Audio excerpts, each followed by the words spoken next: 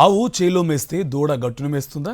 ఈ సామెత కూటమి పాలకులు కొందరు పోలీసులకు అచ్చుగుద్దినట్టుగా సరిపోతుంది.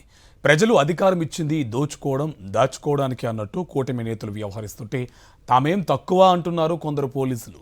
ఏకంగా ఓ మంత్రి అండదండలతో ఓ ఖాకీ కరప్షన్కు కేర్ ఆఫ్గా మాడిపోయాడన్న విమర్శలు వినిపిస్తున్నాయి. ఎవరా ఖాకీ, ఎవరా మంత్రి? What's the story? Bulk drug park ఏపీలో అగ్గి రాజేస్తోంది.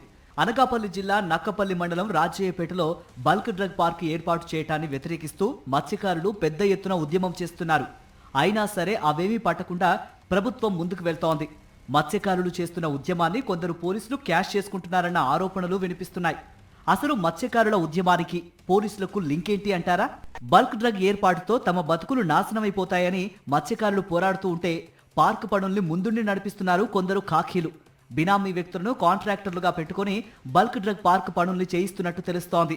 నిర్మాణ పనుల కోసం ఓ పోలీసు అధికారి తన బినామీ కాంట్రాక్టర్తో ఏకంగా 25 వాహనాలు పెట్టి పని చేయిస్తున్నట్టు స్థానికంగా ప్రచారం జరుగుతోంది. పార్క్ ఏర్పాటు చేయాల్సిందేనన్న ప్రభుత్వ పంతంలో స్వామి కార్యం స్వకార్యం రెండూ పూర్తవుతాయని సదరు పోలీసు అధికారి భావిస్తున్నాడట. అందుకే మత్స్యకారుల ఉద్యమాన్ని సదరు అధికారి ఉక్కుపాదంతో అణిచివేస్తున్నారనే విమర్శలు వినిపిస్తున్నాయి. పక్క జిల్లా అయిన కాకినాడ నుంచి మైనింగ్ ట్రక్కులు అక్రమంగా అనకాపల్లి జిల్లాలోకి రప్పించడం వెనుక కూడా సదరు పోలీసు ఉన్నతాధికారి హస్తం ఉందనే వాదన కూడా బలంగా వినిపిస్తోంది. సదరు పోలీసు అధికారి హోంమంత్రి అండదండలతోనే ఇక్కడ పోస్టింగ్ దక్కించుకున్నాడట. అటు ఎస్పీని ఇటు డీఐజీని కూడా లెక్క చేయకుండా ఇష్టారాజ్యంగా వ్యవహరిస్తున్నారని ఆయనపై ఆరోపణలున్నాయి. అంతేకాదు నియోజకవర్గంలో ఎవరికి పోస్టింగ్ దక్కాలన్నా తన అనుమతితోనే జరుగుతుందని కూడా చెప్పుకుంటున్నారట. ఒకవైపు బినామీలతో కాంట్రాక్ట్ అవతారం ఎత్తడంతో పాటు అక్రమ మైనింగ్ వాహనాలకు రూట్ క్లియర్ చేయడంలో ఈయనదే కీలక పాత్ర అన్న విమర్శలు ఉన్నాయి. ఈ వ్యవహారాలన్నీ కొన్ని నెలల క్రితం జిల్లా పోలీస్ బాస్తో పాటు డీఐజీ దృష్టికి కూడా వెళ్లినట్టు తెలుస్తోంది.